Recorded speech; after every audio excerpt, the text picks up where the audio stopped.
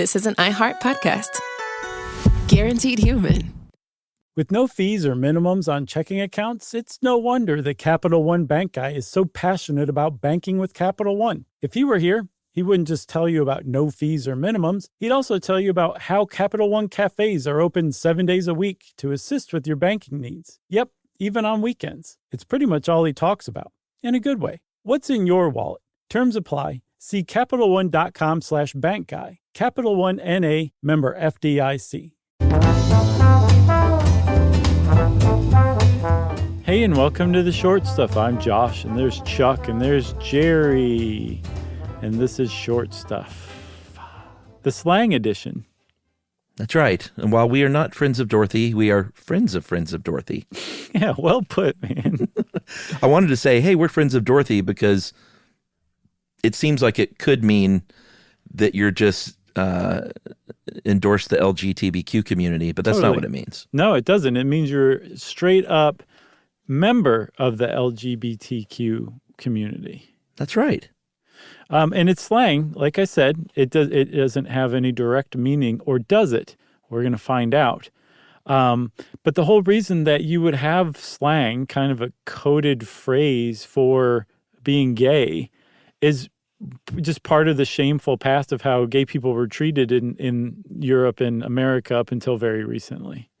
Of course. And so there was code that they would use amongst themselves so they wouldn't... all manner of bad things could happen if word was out about them. So shamefully, they did need code.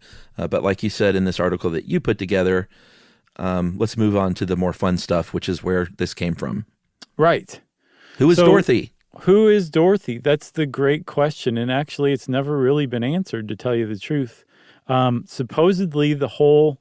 that phrase, friend of Dorothy, to mean a gay person has been around since the World War II era, says the Pride website. Okay, it's a legit source. But then we head on over to the Wizard of Oz fan blog, Friends of Dorothy, and they say it doesn't appear in any gay slang books or academic reviews of gay slang in the 20th century, which is really weird because it definitely did exist. It wasn't just... me and people I knew using that. Like, it was widespread, and exactly how old it is really kind of matters, doesn't it? Well, yeah, because we're going to talk about some Dorothy candidates. I feel like we should probably talk about these first three and then take our break and get to the big whammy. You know it. You know exactly what you're doing. Oh, I appreciate that. The first Dorothy we're going to talk about, and there's some legitimacy here for sure, because there was a socialite named Dorothy King in 20th century London, early 20th century London. And Dorothy King, very early on in London, was a friend of the gay community, especially gay men. She would have these big parties, and apparently they would use friend of Dorothy or friend of Mrs. King to refer to themselves as slang to get them in these parties or just to talk about them. Yeah, the fact that there's also a friend of Mrs. King meaning the same thing, a gay man in the early 20th century, mid-20th century, that really supports the possibility that she was the original Dorothy. I agree. Okay, the next one's Dorothy Parker. She's also a great contender. She's coming out of not just New York, but also Los Angeles in the 1930s and then later on in the 60s. Those are the two times that she really had a huge impact and was a kind of almost an icon in the gay community because, like Dorothy King, she surrounded herself with gay people at a time when gay people were very much persecuted. And she was also a huge, ardent supporter of the civil rights movement as well. Yeah, I did not know about her 60s comeback. I know all about the 30s. Dorothy Parker was kind of into researching that for a little while, quite a few years ago. Oh, yeah? But did not know about the 60s LA version. Doesn't surprise me. Pretty cool, because I can see her then sitting around a mid-century modern pool doing the same thing she was rocking in the 30s in New York. Yes. But she married a man who was openly bisexual. He referred to himself as, quote, queer as a billy goat. Mm-hmm. So she was very much in the running as a possible Dorothy. Yes. And then lastly, the third of the first three Dorothys was a woman named Dorothy Dean. She was an African-American socialite in New York. And she was very much in the orbit of the gay community, especially through Andy Warhol and his gang. And was not like, His gang of toughs. Right, exactly. It sounded like she just kind of like hung out with Warhol every once in a while. Like she was part of Warhol's inner circle, she would appear in his films. Like she was a bit of a muse for him. And then also, as if her cool cred in the art community and gay community couldn't get any better, she was a doorman is what they would have called her in the unliberated early 60s. Yeah, if you wanted to be cool back then, you could work the door at one of two places, either CBGB or Max's Kansas City. And she worked the door at Max's Kansas City, which was a music club and bar and hangout of the coolest of the cool in the 60s and 70s. Yes. So she knew everybody. And she also had a lot of gay friends too. So it's entirely possible that she was the Dorothy that we spoke of. She couldn't have been the Dorothy if this phrase has been around since World War II.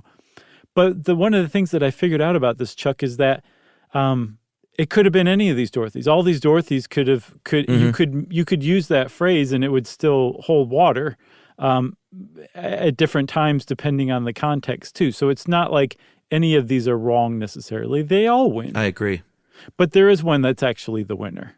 That's right. And we'll introduce this winner, and I bet you know who it is, right after this.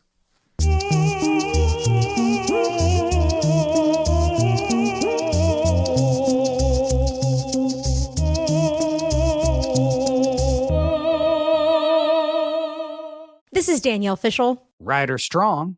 And Will Friedle from Pod Meets World. You know what I didn't expect? Becoming best friends with Chewy's customer service. Oh, been there. I've chatted with them as late as midnight. They actually get pet people. And if Pickles or Lucky hate something, I just send it back. 100% satisfaction guarantee gives you a whole year to make a return. No questions asked.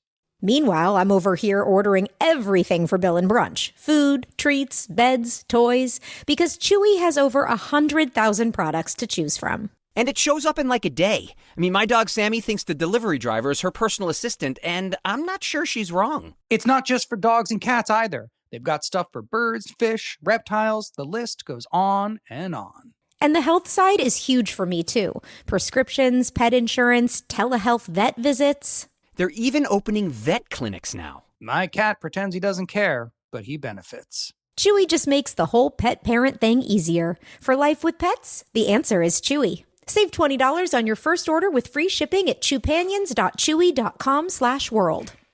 Joy is essential, and it's also elusive. You can't order it, you can't borrow it, or simply hope it into life. But now, there's a new and exciting way to start your journey toward a more joyful existence. Joy 101. It's a new podcast hosted by me, Hoda Kotb. Together, guys, we'll have meaningful conversations with the world's most fascinating people. Entertainment legends, sports icons, wellness experts, and everyday people will share how they find, allow, and experience joy. And I'll offer some of my own tips and takes on seeking a more balanced and harmonious life. If you're craving inspiration, support, and useful tools to maximize your joy, tune into these candid, uplifting, and moving on-air chats. Joy after a breakup, joy as an empty nester, joy after a loss, joy as a caretaker. This new podcast will speak to you. Listen to Joy 101 on the iHeartRadio app, Apple Podcasts, or wherever you get your podcasts.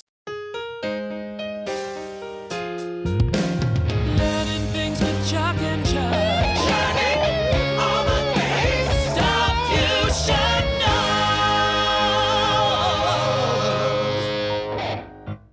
Okay, Chuck, it's time for the big reveal. Who is Dorothy for reals? Somewhere over the rainbow. Keep going. I'm not familiar. I don't know the rest of the words. Something cries. There's way up high. Way up high. So who cries? Did no one cry? No, I think you've misheard it. I think you're right. We're talking about Dorothy Gale, the character in L. Frank Baum's Wizard of Oz book series.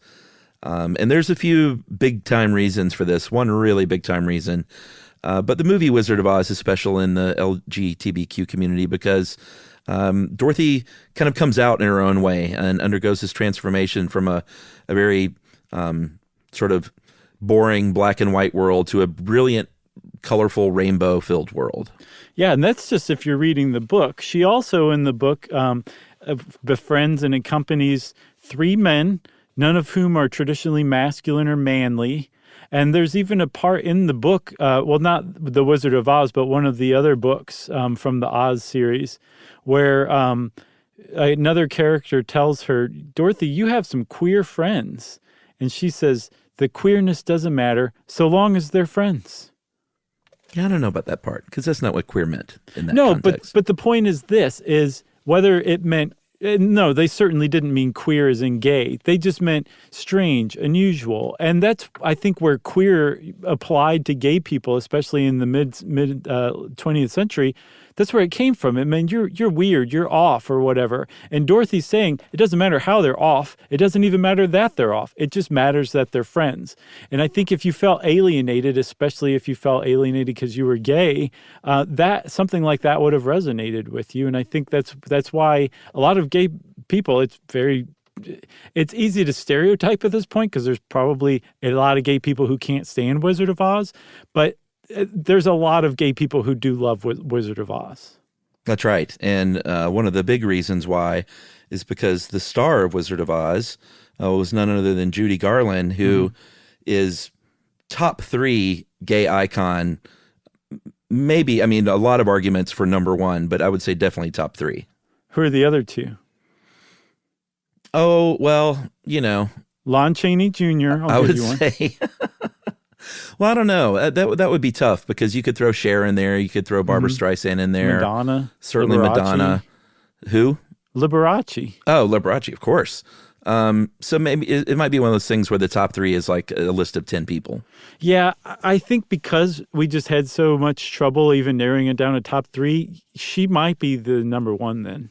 Maybe, but it's not for us to say anyway, you know? No, it's not. You're right, Chuck. But I'm we can glad speculate. You said it straight. But Judy Garland is certainly a gay icon.